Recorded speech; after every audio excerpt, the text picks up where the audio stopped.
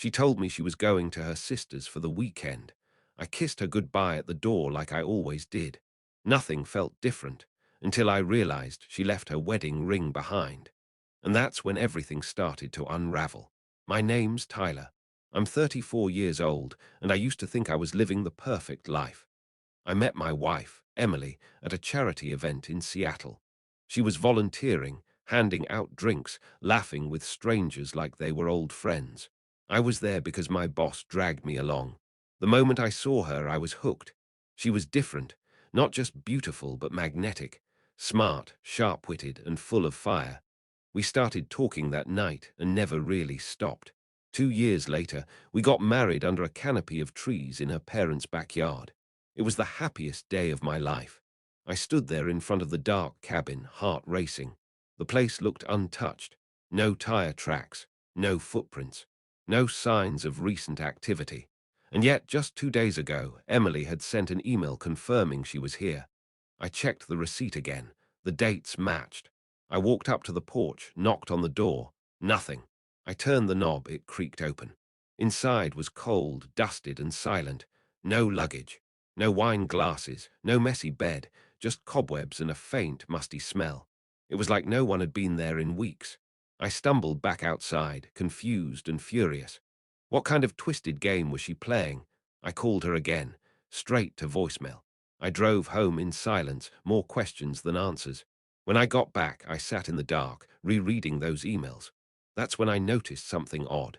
The timestamps.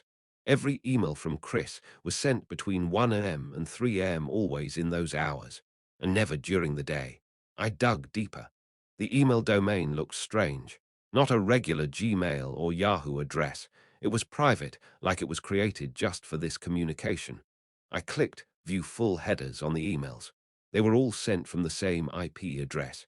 My home IP address. I froze. No, that couldn't be right. Emily hadn't sent these from a hotel or a cabin or from another man's house. She had sent them from our house, which meant there was no Chris. She made him up. Every email, every picture, every hotel reservation. Faked. Why? Why would someone fake their own affair?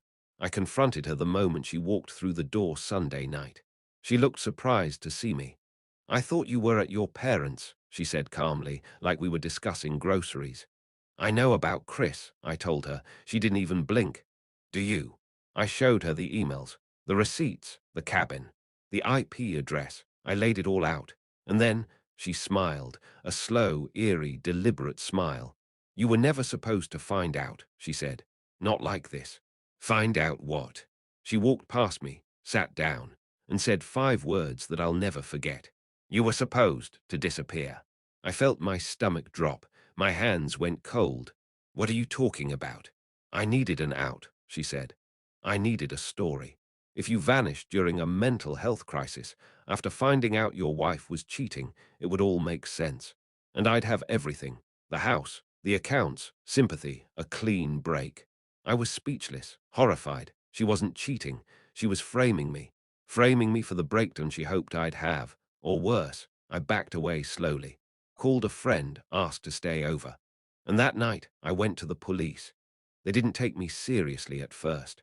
But after showing the fake emails, her browsing history, and the time-stamped logs from our router, they opened an investigation. 2 weeks later, she was arrested. Charges: fraud, identity falsification, and attempted coercion.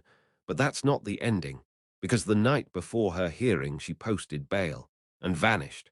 Her phone was left behind.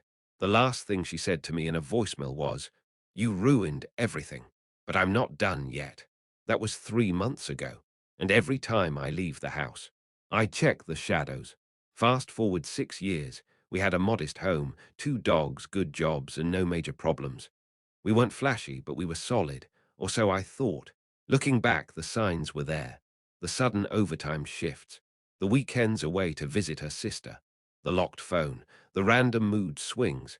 But love blinds you, especially when you're too proud to admit something might be wrong. That Friday morning, she made pancakes, my favorite. We sat, talked about nothing in particular, and she kissed me goodbye. Everything felt normal, until I walked back into the kitchen and saw her wedding ring sitting in the fruit bowl like it had been tossed there carelessly. I picked it up, stared at it, my gut twisted. Maybe she forgot, maybe it was nothing. But deep down I knew it was something. I tried calling her. No answer. I texted. No reply. I drove to her sister's place just to clear my own paranoia, and that's when the truth cracked open. Her sister opened the door, confused. "Emily's not here," she said. "She told me you guys were going on a trip together." I felt the air leave my lungs. I thanked her, got in the car, and drove around like a man possessed. Checked her favorite spots, even called her coworkers. Nobody knew anything. That night I didn't sleep. Just stared at the ceiling and wondered who she was with, what she was doing, why she had lied. The next morning she texted me like nothing was wrong. "Hope you're enjoying the quiet weekend. I'll be back Sunday evening. Love you." Love you, I didn't reply. I couldn't. I was spinning. That evening, curiosity got the best of me. I guessed her email password, something she used often, the name of our first dog. And what I found broke me. A chain of messages, dozens, from a man named Chris. They had been meeting for months. Hotel reservations, explicit messages, plans for a fresh start. The most recent email: "Can't wait to finally be with you this weekend. No more hiding." And attached was a picture of them, in a cabin, laughing. She wasn't just having an affair. She was planning a life without me. But here's where things get strange. I tracked the cabin location through a hotel receipt, drove out there. It was hours away, tucked in the woods. I just needed to see it, needed confirmation with my own eyes. When I arrived, the place was abandoned. No lights, no car, no sign anyone had been there in days. So where the hell was she?